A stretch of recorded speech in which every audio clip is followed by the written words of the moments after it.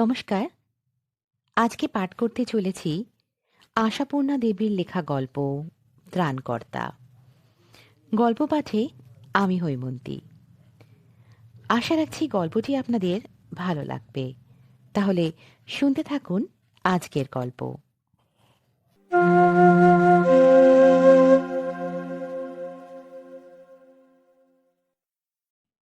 মানুষের প্রতি বিশ্বাস রাখতে চেষ্টা করো দেবু।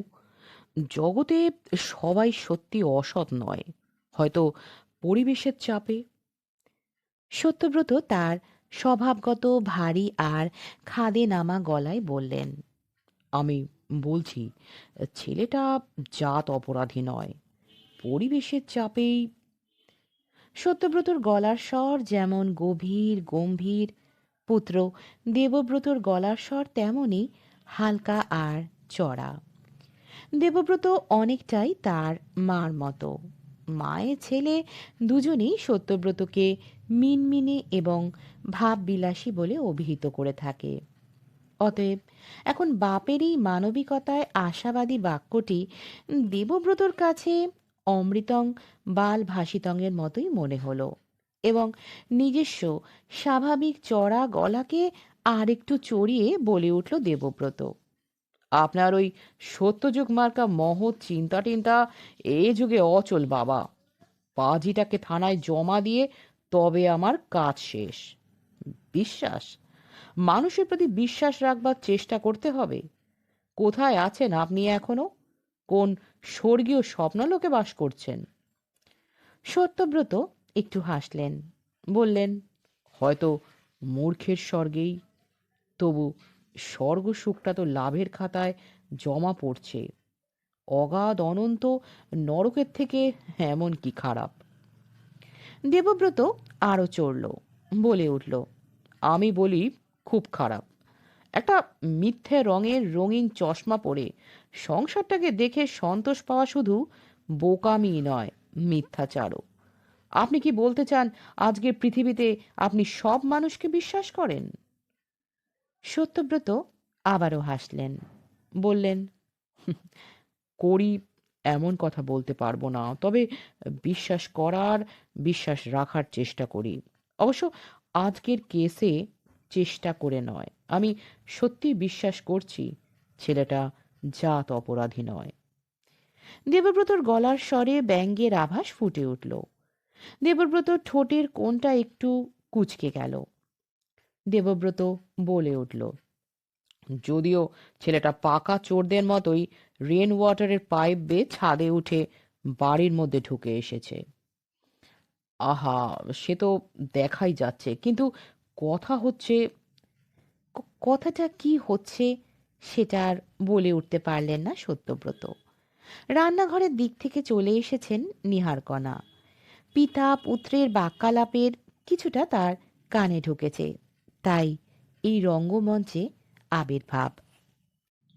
নীহারকণার হাতে একটা ভিজে গামছা, সেটাকে ঝাড়তে ঝাড়তেই চলে এসেছেন এবং সেটাকে অহেতুকি ঝাড়তে ঝাড়তে বলে ওঠেন, কি হয়েছে রে দেবু? ওই লক্ষ্মী ছোড়া ছোড়াটাকে পুলিশে না দিয়ে ছেড়ে দিতে হবে? দেবব্রত ব্যঙ্গ আর ক্ষোভের গলায় বলে ওঠে, ছেড়ে দিতে হলে তো ভালো ছিল, ওকে বাড়িতেই রাখতে হবে। মহৎ ব্যবহারের দ্বারা ওকে সংশোধন করতে হবে। নীহারকণা চেঁচিয়ে বলে ওঠেন, তাই তুই শুনবি? লোকটার মাথা যে একেবারে খারাপ হয়ে গেছে, তা টের পাচ্ছিস না? রাখ ওর কথা। এই দণ্ডে মিচকেটাকে থানায় জমা দিয়ে আয়। কে বলতে পারে ওর সূত্র ধরেই একটা বড় গ্যাং ধরা পড়ে যাবে কিনা। নে, চা খেয়েই বেরিয়ে পড় সন্তোষকে নিয়ে। হাতের বাঁধন খোলার আগে একবার দেখে নিস পকেটে ছুরি ফুরি আছে কিনা। সত্যব্রত চমকে উঠে বললেন, হাত বেঁধে রাখা হয়েছে নাকি? নীহারকণা জোর গলায় বললেন, তা হবে না? হাত খোলা থাকলে কি না করতে পারে, ঠিক আছে? সত্যব্রতর খাদে নামা গলা থেকে একটা কথা উঠে এলো, ঘরের দরজায় বাইরে থেকে তালা দেওয়া হয়েছিল কি না? তা তো ছিল। বলি, তালা খোলা মাত্র যদি ছুরি ফুরি নিয়ে ঝাঁপিয়ে পড়ে? সাপকে বিশ্বাস করতে আছে? দেবু, যা, বৌমা চা নিয়ে বসে আছে, খেয়ে নিয়েই ওই পাপকে বিদায় করে আয়। নিহারকণা যত সহজে বলতে পারলেন, লোকটার মাথা খারাপ হয়ে গেছে, ওর কথা ছাড়। দেবব্রত অবশ্য তত সহজে সে সিদ্ধান্ত নিতে পারছে না। স্ত্রী যত সহজে দাপুটে কথা বলতে পারে, পুত্র তা পারে না। কারণ একজনের হতমান্য হলেও অপমান নেই, অপরজনের এতটুকু এদিক ওদিকেই অপমান, বিশেষ করে বিবাহিত পুত্রের। তাই দেবব্রত মায়ের এই জোরালো নির্দেশের পরও বাঁকা গলায় বলল, বাড়ির কর্তার হুকুম না পেলে তো আর যাওয়া সম্ভব নয়। বলে চলে গেল। ব্যাপারটা জটিল। গতকাল রাত্রিরে, প্রায় মাঝরাত্রিরেই, এক ঘুম থেকে উঠে নিহারকণার মনে হলো জানলা দিয়ে যেন আসন্ন বৃষ্টির মতো জোলো জোলো হাওয়া আসছে।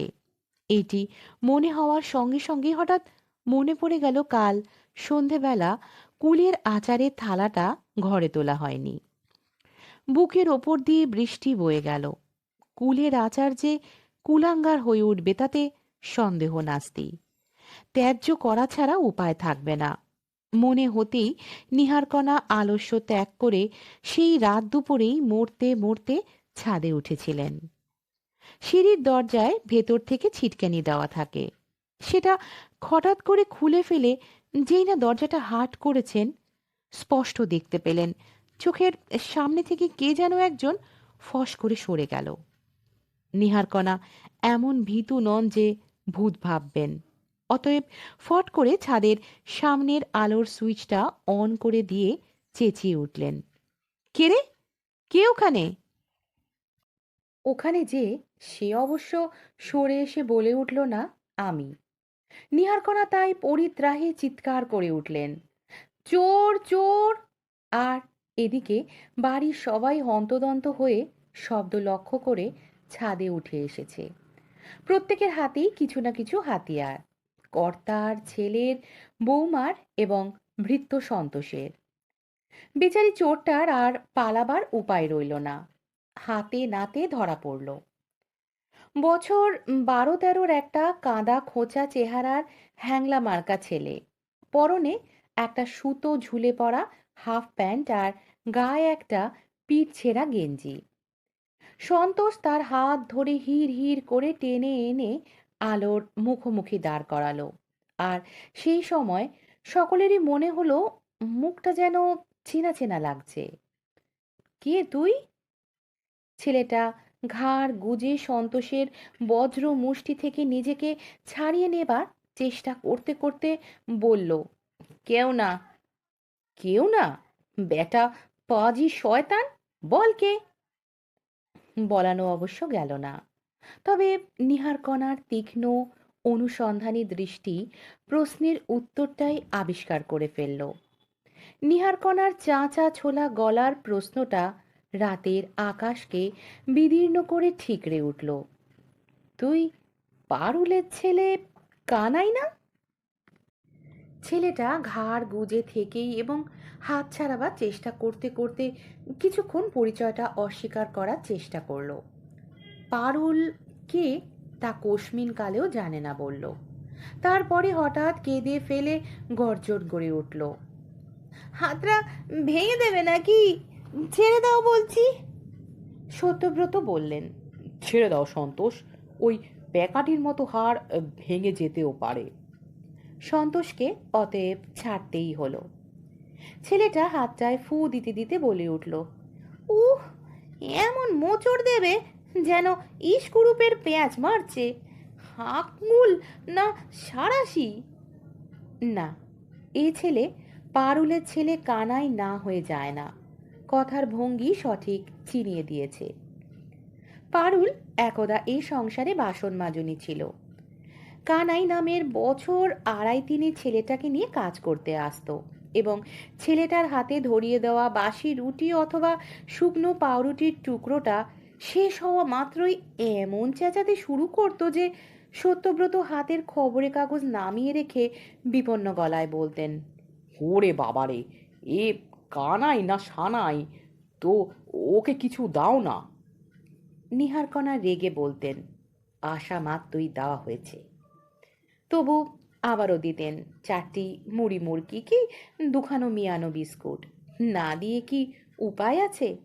ছেলে চেঁচানির জ্বালায় যদি কাজ অসমাপ্ত রেখে চলে যেতে বাধ্য হয় পারুল। ভারী পেয়ারের লোক পারুল নিহারকণার। যেমন পরিষ্কার কাজ তেমনি নম্র ব্যবহার। যত বেশি কাজ পড়ুক কখনো বেজার হতে জানতো না। নিহারকণা বলতেন, তোর ছেলেটা আর একটু বড় হলে স্কুলে ভর্তি করে দেব পারুল, চেঁচানি কমবে। তা বড় হয়ে চেঁচানি ক্রমশ কমেছিল, তবে স্কুলে ভর্তি করে নয়। স্কুলের নামে কানাই শতহস্ত দূর। সেই ভয়ঙ্করের হাত এড়াতে কানাই গেরস্তর কাজ করতে বসতো টেনে টেনে। ইহ, দাদুর জুতো জোড়া কি ধুলো ধুসকুন্তি, বাড়িতে কি একখানা বুরুষও নাই? খুঁজে পেতে বুরুষ এনে ঝাড়তে বসতো। ইস, খবরের কাগজগুলো সিঁড়িতে ঢাই করে কে রাখে, দেখতে বিচ্ছিরি লাগে না? বসে বসে চোস্ত করে কাগজগুলো পাঠ করে, থাক দিয়ে সাজিয়ে রাখতো সিঁড়ির জানলায়। চটজলদি কাজও করত। ওরে বাস, এখানে জল ফেলে ঢেউ দিয়েছে কে? মানুষের আচার খেতে খুব মজা হবে কেমন? কোথা থেকে একটা নেতার টুকরো জোগাড় করে মুছতে বসতো। তো এই ছেলেকে কে স্কুলে পাঠাতে যাবে? ক্রমেই বালক ভৃত্যের পোস্টটা প্রায় পেয়েই যাচ্ছিল। তখনও এ সংসারে সন্তোষের আবির্ভাব ঘটেনি। আবির্ভাব হয়নি বৌমারও। বড় আরামেই দিন যাচ্ছিল নিহারকণার। কিন্তু এমনই কপালের ফের নিহারকণার, ভরন্ত বয়সে জল জ্যান্ত পারুলটা কিনা একদিনের ভেদবমি হয়ে মরে গেল। নিহারকণা কপালে করাঘাত করে লোকের কাছে আক্ষেপ করতে লাগলেন। বাসন মাজেনি, কাপড় কাচনি, কাজের লোকেরা ছেড়েই যায় জানি, মরে যায় এমন শুনেছ কখনো? মনে মনে ভাবতুম এবার ওর মাইনেটা একটু বাড়িয়ে দেব। তা বেচারি পারুল তার স্নেহময়ী মণিবাণীর মনের এই শুভ বাসনাটির খবর না জেনেই চলে গেল।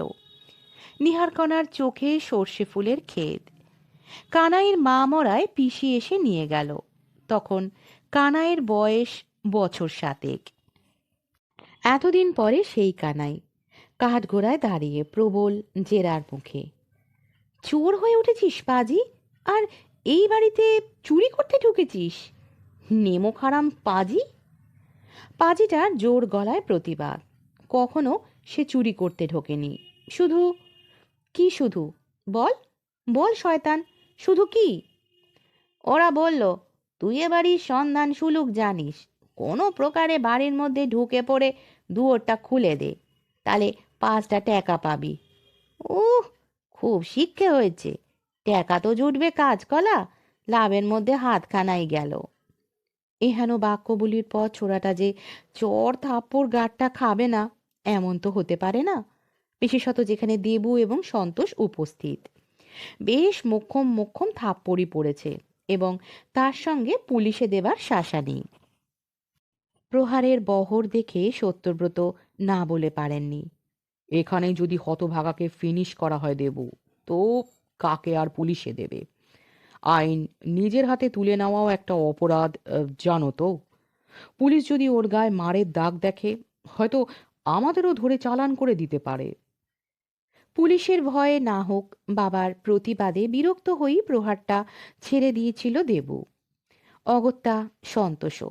এবং তখনই নিহারকণা নির্দেশ দিয়েছিলেন, নেমোখারামটাকে এখন সিঁড়ির নিচে কয়লার ঘরে তালা বন্ধ করে রেখে দে দেবু, সকালে পুলিশে দিয়ে আসবি।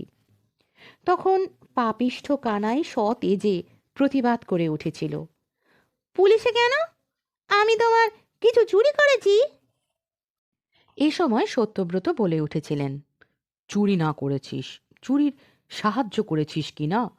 দরজা খুলে দেওয়ার মানে কি জানিস না? মানে ছি ছি, 5টা মাত্র টাকার লোভে তুই! কানায় তেজের আগুনে জল পড়ে গিয়েছিল, আর সেই জলের কয়েক ফোঁটা তার চোখ দিয়ে ঝরে পড়েছিল। 5টা মাত্র টাকা? আহা, 3 দিন পেটে দানা না পড়লে বুঝতে ঠেলা। নিহারকণা কড়া গলায় বলেছিলেন, দেখেছো আসপদ্দা, বলি পেটে 3 দিন দানা পড়ে নাই বা কেন? তোর বাপটাও মরেছে নাকি? তা এক প্রকার মরেইছে। কোথা থেকে একখানা খান্ডান্নিকে নিয়েছে সংসারে, পিতিষ্ঠে করেছে। নিজের হাড়ির হাল তো আগের পক্ষের ছেলে। ও, কথার জাহাজ। বলি বয়স তো হয়েছে, কাজকর্ম করিস না কেন কিছু? কানাই অবজ্ঞা ভরে বলেছিল, ও কাজ, দেশ শুধু সবাই আমার জন্য কাজ নিয়ে বসে আছে। দাও না একখানা কাজ জুটিয়ে, দেখি কত বাহাদুর। এই বাচালতা আর যার হোক নিহারকণার বৌমার সহ্য হয় না। সে এই জটলাকে উদ্দেশ্য করে অথবা আত্মগতভাবেই বলে ওঠে, সারা রাত ধরে এই মুক্তাঙ্গন নাটক চলবে নাকি? আমার আর ধৈর্য নেই বাবা, শুতে যাচ্ছি। হাহ, বলে হাই তুলে নেমে যায়। পরক্ষণেই নাটকে জবনিকা পড়ে যায়। দেবু সন্তোষের সাহায্যে তড়িঘড়ি ছেলেটাকে সিঁড়ির তলার সেই ঘরটায় ঢুকিয়ে দিয়ে তালাবন্ধ করে দিয়ে আসে, যে ঘরটায় একদা কয়লা ঢালা থাকতো বলে এখন কয়লার ঘর নামে চিহ্নিত। ঘরটায় এখন কি আছে? হুঁ, কি নেই। কয়লা বাদে সবই আছে, অর্থাৎ সংসারে যাবতীয় ফালতু মাল, যেসব জিনিস কোনো কালে কাজে লাগবে না, অথচ কোনো কালে প্রাণে ধরে ফেলা হবে না। তবে ঘরটায় সব থেকে যেটা বেশি আছে সেটা হচ্ছে আরশোলা। সত্যব্রত এবার ক্ষীণ স্বরে বলেছিলেন, আরশোলায় রাতারাতি সাবার করে ফেলবে না তো ছেলেটাকে? দেবব্রত বলেছিল, তবে না হয় আপনার ঘরেই নিয়ে গিয়ে শুতে দিন।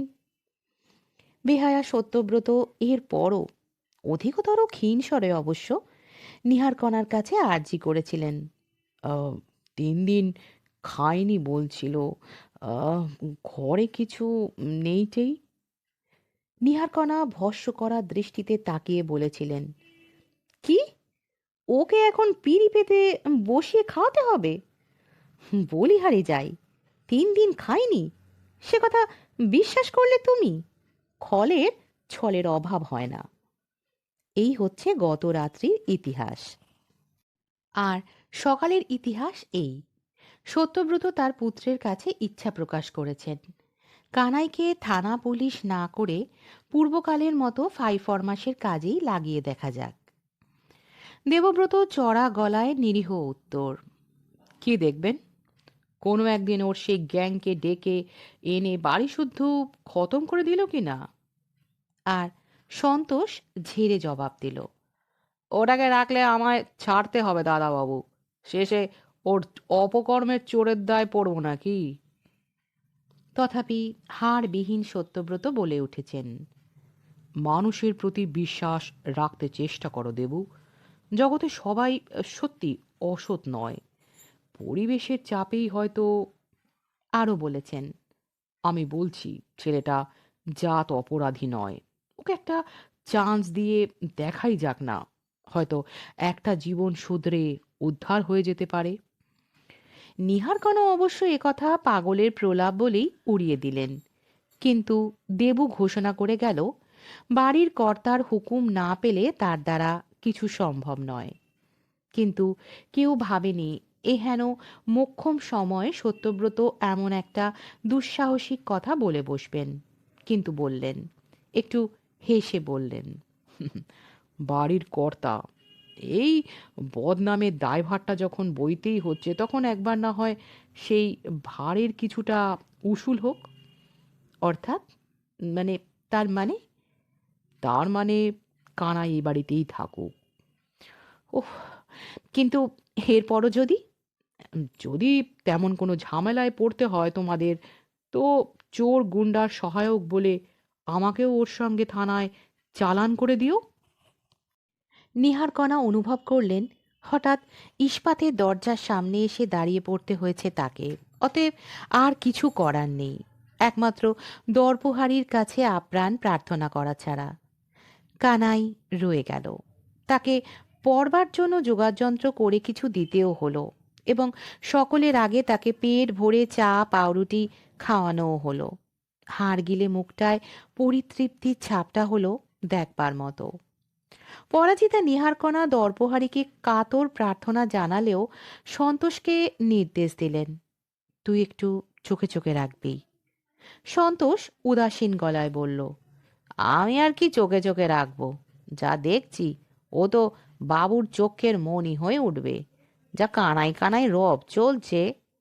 আর বললে বিশ্বাস হবে না, কানাই রীতিমতো অভিযোগের ভঙ্গিতে বলল, আমার খাবার সেই কলাই থালাটা নাই, ফেলে দেছো?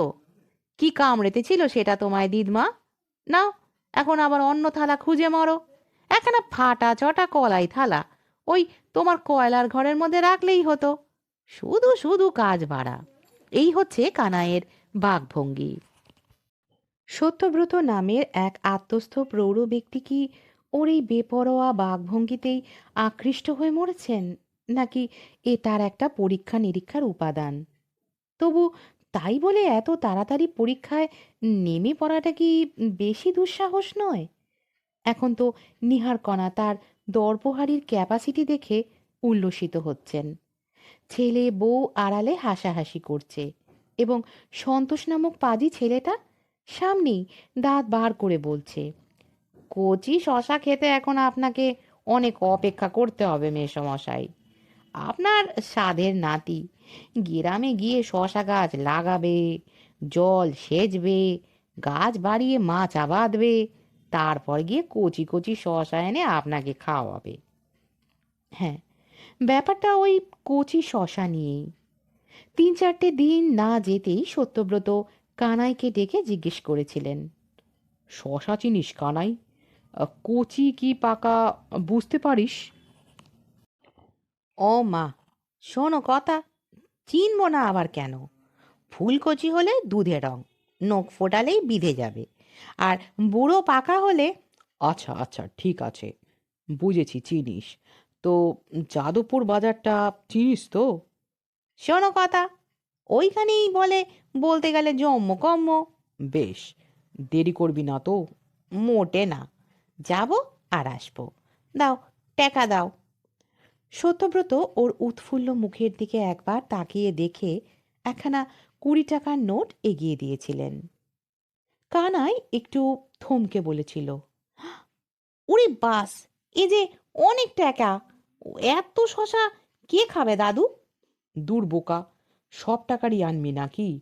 5 টাকার নিবি তো? হিসাব মিলিয়ে বাকি টাকাটা ফেরত আনতে পারবি তো? কেন পারবো নি?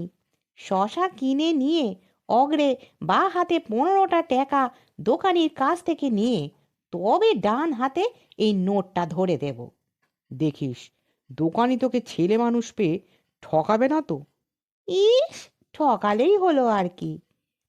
ছুটে বেরিয়ে যাচ্ছিল, আবার ঘুরে দাঁড়ালো।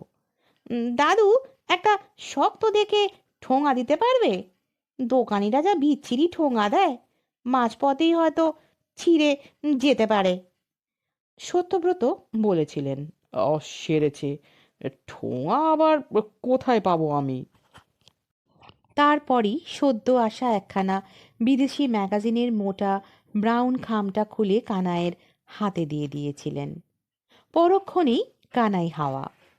বলা বাহুল্য, এই নাটকীয় দৃশ্যটা নিহারকণার অগোচরে থাকেনি। ওত পেতেই বসেছিলেন তিনি। ছেলেটা ছুটে বেরিয়ে যাবার পর শান্ত গলায় বললেন, হঠাৎ কচি শশা খাবার এত ইচ্ছা হলো যে? সত্যব্রত হেসে বললেন, এমনি মনে হলো, শশা দিয়ে মুড়ি খেলে মন্দ হয় না। তাই 5 টাকার শশা? আহা, আমি কি আর একা খাবো? সবাই খাবো। 5 টাকার অনেক হবে নাকি? নিহারকণা অগ্রাহ্যের গলায় বলেছিলেন, সবাই খেলে এমন কিছু না, তো সন্তোষ আনতে পারতো না? পারবে না কেন? ভাবলাম ছেলেটাকে একটু তালিম দেওয়াও তো দরকার। হুম, তা 5 টাকার নোট ছিল না বুঝি? হাতের কাছে ছিল না। ভালো। দেখো, এখন কানা কুজো দুটো শশা এনে খালি হাতে এসে না বলে দোকানি বাকি টাকাটা ফেরত দিল না। সত্যব্রতর বুকটা যে একটু দমে যায়নি তা বলা যায় না। ছেলেটা যেরকম তীর বেগে ছুটে বেরিয়ে গেল, ব্যাস, গেল তো গেলই। সকাল গেল, বিকেল গেল, রাত গেল, না শশা না কানাই। এর মধ্যে সন্তোষ বার ২-৩ যাদবপুর বাজারের পুরো তল্লাটটা ঘুরে এসেছে এবং আহ্লাদে ভাসতে ভাসতে বুড়ো আঙ্গুল নাড়তে নাড়তে বলেছে, কানাইবাবুর টিকিটাও দেখলুম না মাসিমা। এই ১.৫ দিন ধরে সত্যব্রত এখন সংসারের একটা হাসির খোরাক হয়ে রয়েছেন। কিন্তু সেসব গায়ে মাখছেন না সত্যব্রত। শুধু ভাবছেন, এতটা হার হলো তার।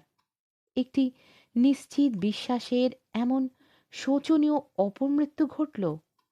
তবে মানতেই হবে, মস্ত একটা ভুলই করেছিলেন সত্যব্রত। আশ্চর্য, সামান্য ২০টা টাকার লোভে একটা নিরাপদ আশ্রয়, একটা নিশ্চিত অন্যের আশ্বাস, সব চুলোয় গেল। এদের মূর্খ বলা হবে না অপরাধী বলতে হবে, নাকি এরাই জাত অপরাধী? সত্যব্রতর বড় বেশি মুষড়ে পড়া ভাব দেখে দেবুও আর বিদ্রূপ হাস্য রঞ্জিত মুখে বাবাকে জ্ঞান দিতে আসতে কুণ্ঠিত হচ্ছে। শুধু নিহারকণা এক একবার বলে উঠছেন, "হুঁ, আখের বুঝলি না মুখ পোড়া, ২০ টাকায় তোর কতদিন চলবে? অ্যাঁ, রাম রাজত্ব করে খাচ্ছিলি, নাতির আদরে থাকছিলি।" কানাই কাহিনী এখানেই সমাপ্ত হতে পারত, নতুনও কিছু না, এমন তো কতই হয়। কিন্তু যে টানল সেই ব্রাউন পেপারের মোটা খামটা, একেই হয়তো বলে দৈবচক্র। না হলে গাড়ি চাপা পড়া রোগা হ্যাংলা ছেলেটাকে রাস্তার যে লোকেরা কর্তব্যপরায়ণ হয়ে হাসপাতালে ভর্তি করে দিয়ে গিয়েছিল, তারা এত কর্তব্যপরায়ণ হলো যে ছেলেটার বুকে আঁকড়ানো ঠোঙাটা থেকে ছড়িয়ে পড়া ৪টি ধুলো মাখা শশাকে কুড়িয়ে তুলে আবার ঠোঙায় ভরে সেটাকেও হাসপাতালে জমা দিয়ে রেখে গেল। আবার হাসপাতাল কর্তৃপক্ষেরও এত এনার্জি হলো যে সেই খামটা থেকে নাম ঠিকানা পেয়ে সত্যব্রত সেন নামের লোকটাকে জানিয়ে দিলেন, দেখতে চান তো চটপট চলে আসুন, আর বেশিক্ষণ নয়। এ সবই দৈবক্রম নয় তো? বেশিক্ষণ না হলেও ছিল কিছুক্ষণ। সত্যব্রত কাতর ভাবে বললেন, যাদবপুর বাজারে না গিয়ে ঢাকুরেও এলি কেন কানাই? কানাই কষ্টে উত্তর দিলে, ওখানে যে তেমন কচি শশা ছিল না দাদু, তো একটা লরি পাজি। সত্যব্রত কি নিজের মাথায় নিজে মেরে একটা নাটকীয় দৃশ্যের অবতারণা করবেন? তা তো সম্ভব নয়। তাই শুধু স্তব্ধ হয়ে বসে থাকেন ওই মৃত্যু মলিন মুখটার দিকে তাকিয়ে। নিঃশ্বাসটা পড়ছে এখন, আর বেশিক্ষণ পড়বে না। বেদনায় বিদীর্ণ হচ্ছিলেন সত্যব্রত, তবু মুখের রেখায় যেন একটা প্রশান্তির আলো। এ আলো বুঝি কৃতজ্ঞতার। ছেলেটার কাছেই হয়তো কৃতজ্ঞ হচ্ছিলেন সত্যব্রত, যে নিজে মরে সত্যব্রত নামের মানুষটিকে বাঁচিয়ে দিয়ে গেল। পৃথিবীর প্রতি বিশ্বাস হারিয়ে ফেলা সত্যব্রত আর কোথায় আশ্রয় পেতেন? হয়তো পেতেন না আশ্রয়। দিনে দিনে শুধু ক্রুদ্ধ, রুক্ষ আর তিক্ত হতে থাকতেন। এতক্ষণ শুনছিলেন আজকের গল্প ত্রাণকর্তা। গল্পটি আপনাদের কেমন লাগলো কমেন্ট বক্সে অবশ্যই লিখে জানাবেন। আর যদি ভালো লেগে থাকে তাহলে গল্পটিকে লাইক করবেন, আপনাদের আত্মীয় পরিজন বন্ধু বান্ধবের সাথে শেয়ার করবেন এবং আমার এই চ্যানেলটার সাবস্ক্রাইব করে পাশে থাকবেন। আজকের মতো এখানেই বিদায় নিচ্ছি, হাজির হব আবারও একটি নতুন গল্পের সাথে। ততক্ষণ সঙ্গে থাকুন এবং শুনতে থাকুন স্বল্পকথার গল্পকথক। ভালো থাকবেন, সুস্থ থাকবেন।